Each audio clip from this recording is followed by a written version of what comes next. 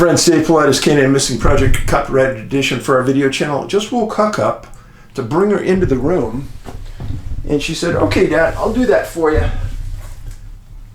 She goes, "But you got a scratch." Oh, that feels good, huh? You're a good girl. You're a good girl. Yeah. She's a good girl. Really good girl. And if you didn't know before, this really isn't my channel. You're watching Huck TV. It's really her channel. This is when we're on the river wearing her life vest. Yes, she can swim way better than I can. But just to be cautious, we always kept a vest on her. And I'm going to get into a couple things today that I wanted to talk about with you. First thing is, you guys sent me some beautiful cards. Thank you. Christmas cards. A Christmas prayer for you. Merry Christmas. Oh, that's not politically correct, but I say it to you. Merry Christmas. Merry Christmas. I love it. Believe in the magic of Christmas. And that card specifically from Sheila included something that I'm going to read to you. And if you're offended, that's too bad. Her brother wrote it, who is a pastor. And it says, "A prayer for you. The season will pass. The valley will end. The river I will cross. The mountain I will climb. I refuse to be defined by a sickness, but rather by my Savior. This challenge I will face with faith and hope, courage and patience. No weapon formed against me shall prosper. For he is my shield, my fortress, my refuge, and my strong tower. When I need strength, it will be given. When I need grace, it will be granted. When I need a place, it will be provided. Lord, help me to follow where you are leading. Show me your light when I see darkness, and give me your strength when I am weak. These rocky clefts and slippery roads will soon be behind me, and I shall be found praising thee beside the still waters and among the green pastures. May thy peace be my portion for this day." Pastor Dr. Mike Tucker, February 24th, 2015. This was given to Sheila when she was sick by her brother, so she could recover, and she did. I love this poem. Really, I think it's awesome. Someday I hope to meet Mike Tucker and Sheila. And Mike, if you're out there watching, great job. Now, what are we doing today? Well, I'm telling you that you are greatly appreciated. I got a lot of notes on the various videos. Dave, thanks for the Christmas video. Hey, that's not a problem. You guys are my friends. I'm going to do things for you. And some depressing comments came in from people that are obviously having a tough time. I get that. Hey, we've all had tough times, folks. Huck's had tough times. Oh yeah. Dad and Mom were 30 minutes late for dinner the other night. She was all a wreck. No, I'm being serious now. We've all had tough times. I won't go into details, but this Christmas was probably one of the worst I've ever had. Right up there with that year that Ben wasn't here, that first year. Pretty darn close. Pretty bad. But I didn't show it. And I don't like to show it. And the tough times we have make us stronger for the future. And there's a reason that we're going through these times. Just remember that. There's a reason for your life. Hang in there. Okay, the cases today. I've got two of them. Completely different. A man and a woman. First case involves a man. His name was Wallace Brown. 60 years old, missing November 11th, 1914. Yeah, older case. This isn't in the Idaho book or the Montana book. I'll explain that in a minute. It's 5'7", 150 pounds. Had a mustache. And he was owner of an outdoor lodge on the Madison River. And he lived sort of near the border of Yellowstone National Park. Now, the Madison River, big river, world-class fishery, known around the world as a place you really want to go and fish. So you're hearing it from me. When I first started to come to Montana, I went around to all the towns, all the major towns. Butte, Billings, Helena, Bozeman, Missoula, Flathead County, Great Falls. And I spent a couple days in every town. And sometimes fishing would get the best of me. I'd find a guide and I'd go fish a river. And I fished the Madison. It's a big river, like I said, but there are fishing guides on that river everywhere. Now, if you're a decent fisherman, sure, you're going to catch fish. But to me, and this is different for everybody. For me, I want to have the serenity of not seeing anybody. I'd rather catch one fish in a whole day and just be alone and not deal with crowds. The Madison is a busy river. And to just show how productive it is with that many people on it, I was still catching fish. That wasn't the issue. So, sometimes the biggest name rivers aren't the ones you want to fish in my world. But Wallace had a lodge on that river, which is pretty cool. Now, he had a background of building stations, like railroad stations, throughout the West. And he was known for his craftsmanship. And he built his own lodge on that river. And with the destination intention of being for fishing and hunting. Now, let's talk about hunting for a second. It's very close to Yellowstone National Park. There's a lot of hunters, a lot of bad hunters, that believe the best hunting can be had right near the national park. Well, in 1914, there wasn't a lot of law enforcement covering the ground around the perimeter of the park and making sure that people weren't coming in to poach. So there's no doubt that people staying at his lodge would accidentally wander in. They didn't have GPS and there wasn't a fence, so who would know what the boundaries would be? But everybody in southern Montana, southwest Montana at the time, knew Mr. Brown. And many of the hunters in Montana would go stay at his lodge and then ride out to different areas on the perimeter of the park and hunt.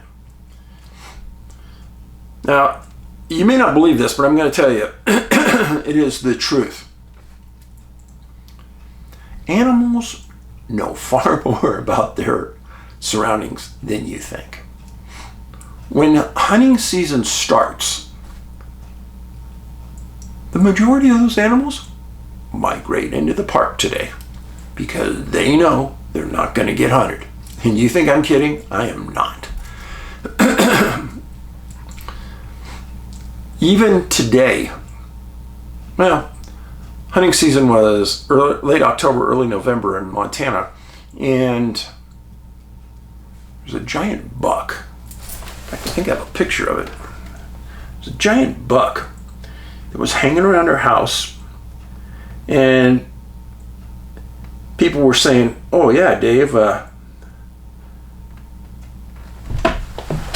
this is a picture of him right there. I caught him outside my window of our house, and that boy is a big boy." Now, what's funny about that? That was hunting season. He was staying real close to the house. You can't hunt next to houses, okay? And tell me that these animals don't know that. They do. And Hunting around that lodge, around Yellowstone, could have been, in 1914, could have been pretty good. But a lot of people lived off hunting and subsistence back then, so it might not have been so good as people think.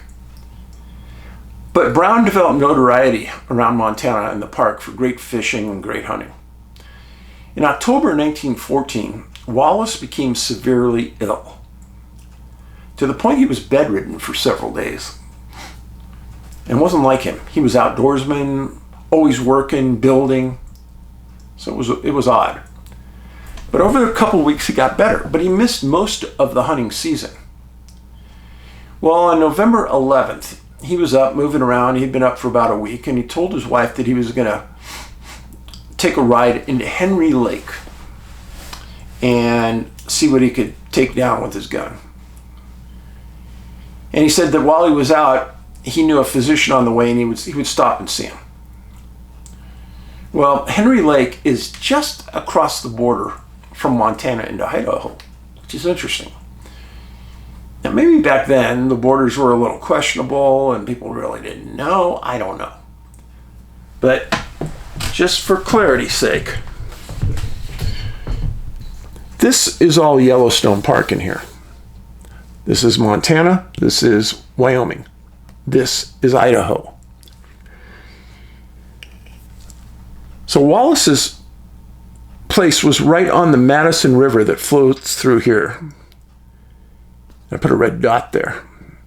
And then Henry Lake was right here. And obviously there was no big roads in 1914, so he was just going to ride his horse into there, which he had done probably 50 times in his life. He went there 3 or 4 times a year, and he lived there for 10 years, and it was just a place you always went. Now, Henry Lake, right now it's a state park in Idaho. And when you look at pictures of it, a lot of rolling hills, not a lot of ground cover down low by the lake. Elevation of it is 6,473 feet. It's considered a high alpine lake with great cutthroat fishing, even today. Henry Lake for you fishermen. It's about 4 miles by 2 miles today. But in 1914 it was much smaller, because in 1923 a dam was built that extended the lake. The lake's about 16 miles outside of Yellowstone National Park. Now in this area, if you're a hunter, you're going to be looking at moose, bear, black bear and grizzly, deer, fox, elk. It's a wilderness wonderland in that area. Now, I'm going to tell you this, just so you know. This area right in here, by West Yellowstone, has had several people chewed up. One person specifically died from a grizzly bear attack. It's not an area to walk around in and just think you're on a fun day at the park. It's just outside the park that these attacks occurred. When you are in bear area, you be bear aware. You carry bear spray. I'm going to be carrying a gun. Grizzly bear will eat you and kill you. Now, after Wallace on November 11th took off, rode his horse going to Henry Lake. Said he'd be back in 4 days. He didn't come back. But 2 days after he left, on November 13th, his horse rode back to the lodge riderless. Some hands at the ranch took the horse. Saddle seemed to be on right. Nothing broke. Something odd. His rifle was still in its satchel on the side of the horse. Well, immediately people in the area got together and said, this isn't right, something's really wrong.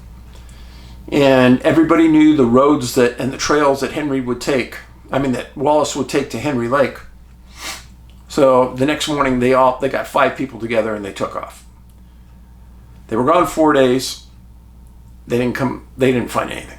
Nothing. Nobody had seen them, nothing happened. So they came back.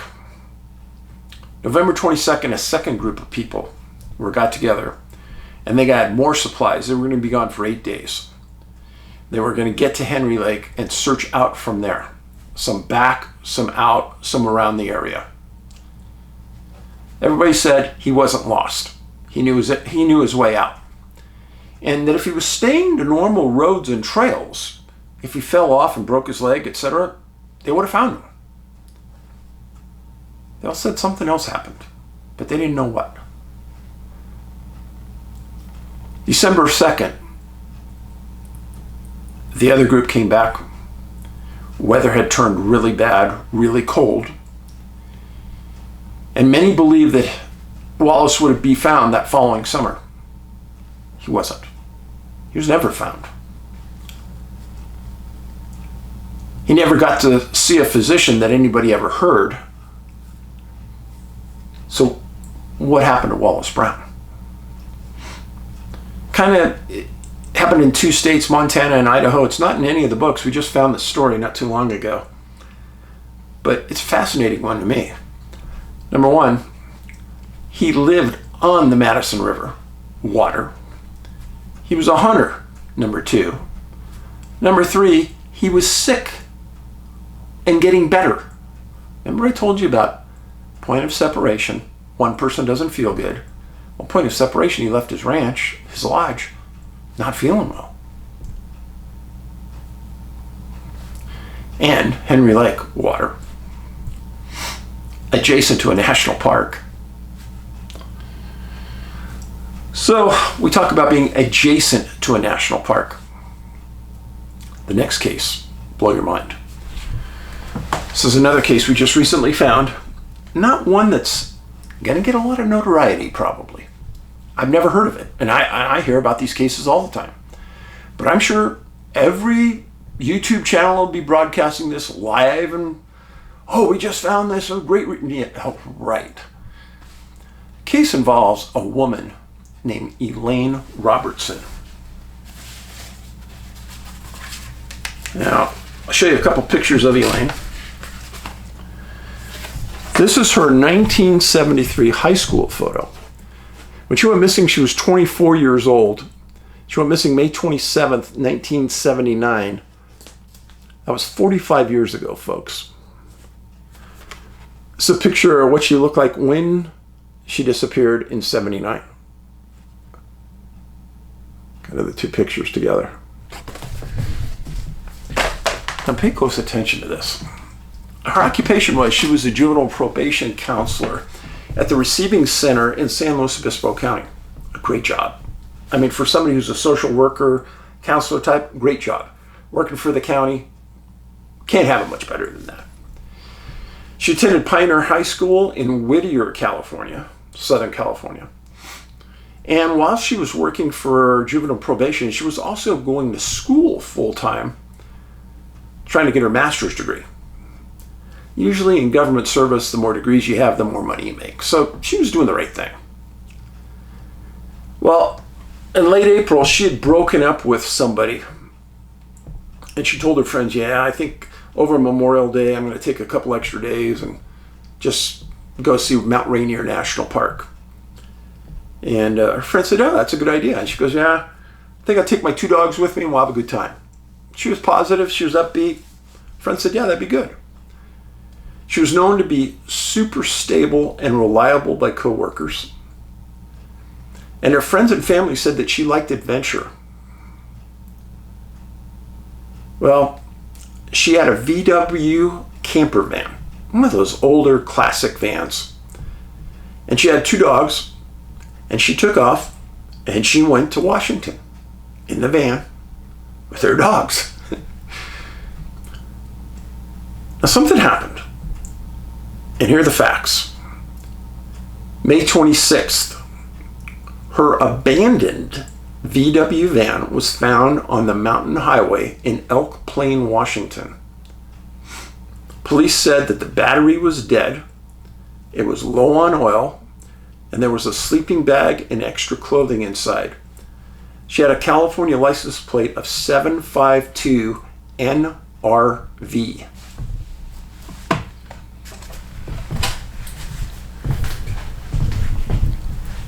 So here's Mount Rainier right here. Her van is found right here in Elk Plain. This is the main highway that you take to go in. So to get from here to here, that's probably almost 25 miles. This is Longmire. So I'm going to explain this in a second, but this is where the van's found. Okay? And she would have had to have taken this route to get to where I'm going to tell you next.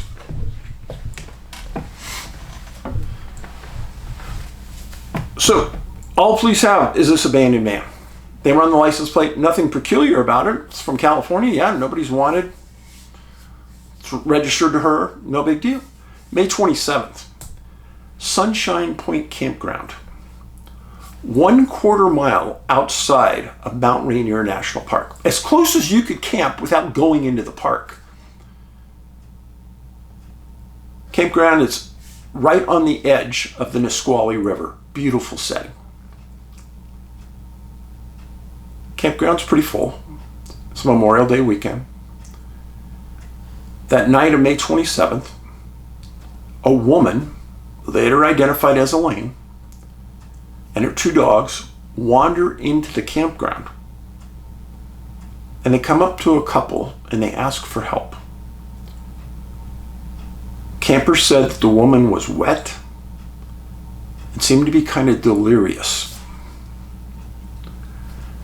Well, these campers had an extra tent and some extra blankets, and they set it up next to a picnic table and said, you could stay here in our campground, that's not a problem. Whatever we can do to help you.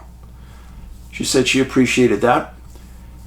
And late on the night of May 27th, everybody went to sleep. She went inside of her tent with her dogs. That was the last time Elaine was ever seen.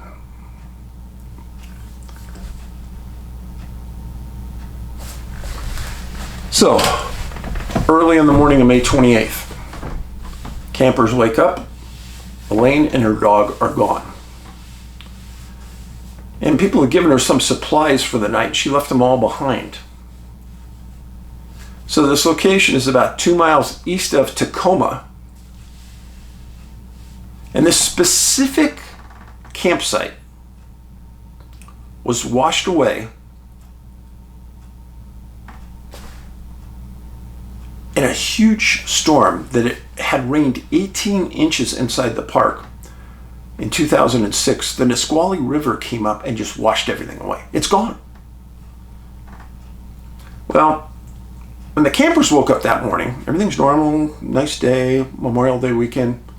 Tent's there, Elaine's gone, dog's gone. People didn't think much of it. But law enforcement has her van. They call and they track down her parents and they report her as missing. So the Pierce County Sheriff's Office, in conjunction with the National Park Service, because it's only a 1/4 mile outside the park, they start this massive search and rescue. They think they've got a woman walking around out here somewhere with her dogs that's wet and delirious and in danger, obviously. So they put a helicopter up, canines, ground pounders. Search goes on for days. Canines don't come up with a scent. They've got nothing. They weren't sure exactly what pieces to the puzzle they had, because at the time they weren't, when the people loaned her the tent, they had no idea really who she was. But at this point, the sheriff's office knew. Well, after a long search, they got nothing. And the case goes stale. Investigators today presume that Elaine is deceased.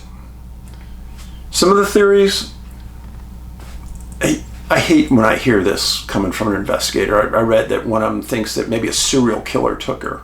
That's such a pass away comment. Yeah. Local reports for local consumption. Local idea for local consumption. Yeah, that's what happened. That's why we can't solve the puzzle. It's too complex.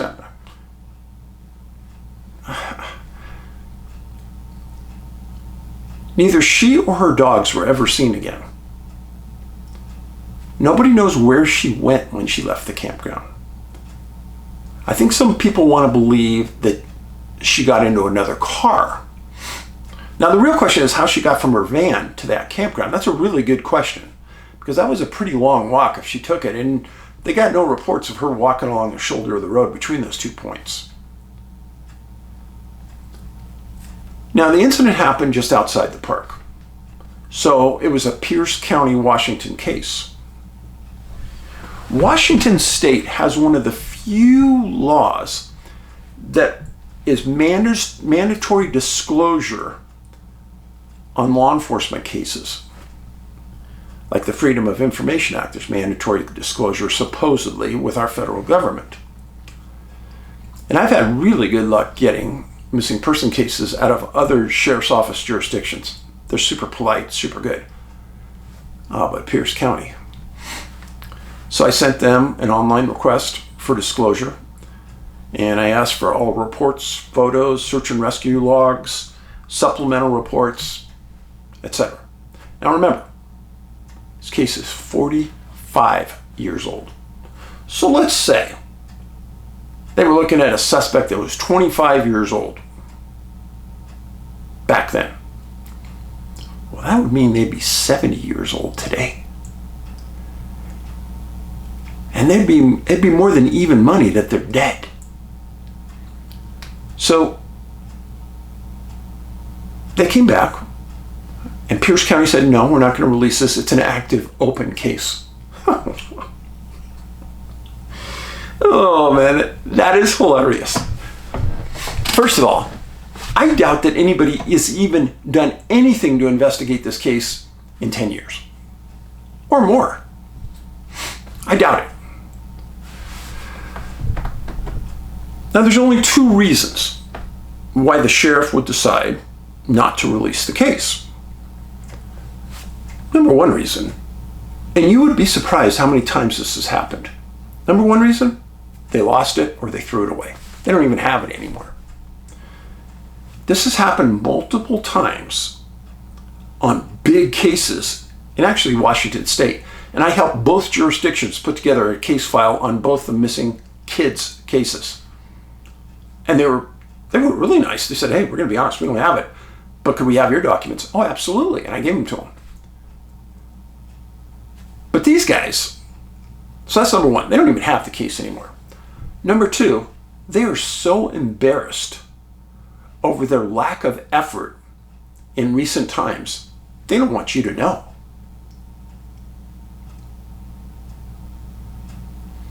There is nothing that happened 45 years ago that could be jeopardized by releasing it to the public today.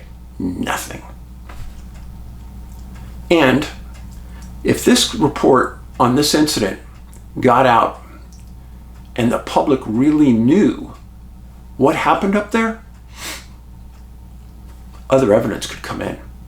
But as long as you aren't talking about it, Pierce County, you're never going to solve it. And I don't think you really want to, based on your attitude, which is concerning. Again, you're a public employee. You classified this as a missing person. You don't have it classified as a homicide, suspicious circumstances. It's a missing person. If you're so worried about criminal prosecution, then reclassify it. Right. If I get a little mad about this, it's because law enforcement is ridiculous on their attitude sometimes. It's like, oh, it's ours. You can't have it. No, wait a minute. We're the public. And the state of Washington says we should be able to have it. Sorry, you're wrong. Just saying. But you know what? There's ways to skin a fish. This just took me a few months longer to figure out all the facts. Talk to a few people that were willing to talk. So there you have it. 2 cases, missing people, never found. A man and a woman. If you're a relative of Elaine Robertson's from San Luis Obispo or Whittier, and I got something you got something that I didn't know, please tell me. And you can email me at missing411@yahoo.com. And if you guys out there, all the villagers, know of a case that I've never covered, please tell me. I want to know. And send that information to me at missing411@yahoo.com. Please make sure you're still subscribed to our channel, because we know that YouTube forcibly unsubscribes thousands over the years. And make sure you're still getting notifications. And you are appreciated. And remember, I've made 3 documentaries you can watch for free on Tubi right now. TUBI, watch them for free. Missing 411, Missing 411 The Hunted, Missing 411 The UFO Connection. Every time you watch it, it helps us. Put it on your social media, tell other people about it. It helps. Oh, Huck just said, hey Dad, don't forget to tell him, this is the kindness revolution. Be kind, be appreciative, and be patient. Thanks for being here. Paulides out.